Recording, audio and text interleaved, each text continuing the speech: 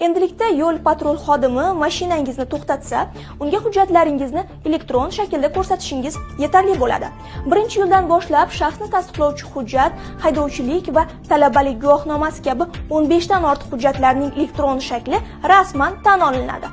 MyGov'da ushbu servisdan foydalanish imkoniyati yaratiladi. Siz u orqali biometrik pasport, ID karta, tug'ilganlik, nikoh qayd etilganligi yoki nikohdan ajralganlik haqida guvohnoma, turar joy obyektlarining kadastr pasporti, haydovchilik guvohnomasi, ishonchnoma, pensiya, nogironlik guvohnomasini kerakli joyga bemalol elektron shaklda ko'rsatishingiz mumkin. Ushbu hujjatlarning qog'oz nusxalari banklar, notarial idoralar, aeroportlarda ichki reyslarni ro'yxatdan o'tkazishda va O'zbekiston hududidan o'tuvchi poyezdlarga chiqishda hamda fuqarolarni qabul qilishda davlat organlari va boshqa tashkilotlarda umuman talab etilmaydi.